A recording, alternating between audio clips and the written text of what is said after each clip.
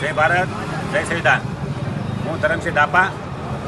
આજે જે ઘટના બની છે કાલે કળસારમાં કે જે બસોદા ભીલ જે કળસાર હોસ્પિટલ છે એની બાજુમાં વર્ષોથી રહેશે, 50-60 વર્ષથી, અને 6-7 વર્ષથી તો મામલતદાર સાહેબ ખાલી કરવાની નોટિસ આપે છે। નોટિસ એ માટે આપે છે કે કળસાર હોસ્પિટલના માલિક કનુભાઈ કળસરિયા અને પ્રવીણભાઈ બલદાણિયા એની જે મીઠી નજર છે આ જગ્યા પડાઈ માટે। તો કનુભાઈ જ્યારે કોંગ્રેસમાં કામ કરતા હતા ત્યારે આ જગ્યા માટે મીઠી નજર નથી, પણ ભાજપમાં આવ્યા પછી એ જગ્યા લેવાની દાનતમાં આવી। એ જગ્યા એ માટે લેવી છે કે કનુભાઈ હોસ્પિટલની પાસે 8-9 વીઘા જગ્યા રાખી છે, હવે એનો રસ્તો હંપટ કાઢવો છે।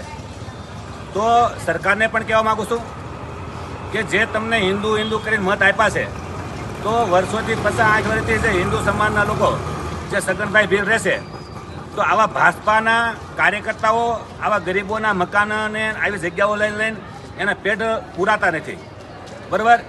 અને કાલે એવી ઘટના બની, એ જગ્યાના મકાનો અને દુકાન પાડવા ગયા હતા, એના અનુસંધાને જે કાળુભાઈ છે એના પત્ની જશોદાબેને ઝેરી દવા પીધી અને એની અત્યારે હાલત પણ ખરાબ છે અને હોસ્પિટલમાં અત્યારે એડમિટ છે।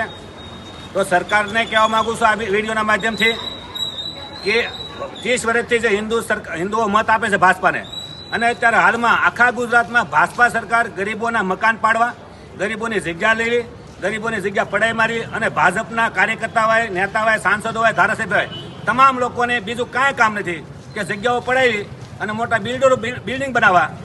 તો ભાજપા સરકારને કહેવા માગું છું કે તમારા આવા કાર્યકર્તાને સ્થાનમાં લાવો, ભાનમાં લાવો। આ હિન્દુ જાગી ગયા છે અને હિન્દુઓના મકાન તમે પાડવાની વાત કરો છો, હિન્દુને કાયમી હક આપો। બાંગ્લાદેશમાં 4 મકાન પડી જાય તો વિશ્વ હિન્દુ પરિષદવાળા પણ બહાર નીકળે છે, તો જ્યારે ગુજરાતમાં અને ખાસ કરી ભાવનગરમાં હિન્દુના મકાન પડે ત્યારે હિન્દુના સંગઠનો ક્યાં જાય છે? એટલે આ વિડીયોના માધ્યમથી કહેવા માગું છું કે જો તમે તાત્કાલિક આ પીડિત લોકોને ન્યાય નહીં આપો તો કલ અમારા એવા સંગઠન દ્વારા એવા કાર્યક્રમ આપવા પડશે કે સરકાર પણ ચોંકી જશે। જય ભારત, જય સંવિધાન, વંદે માતરમ, ભારત માતા કી જય।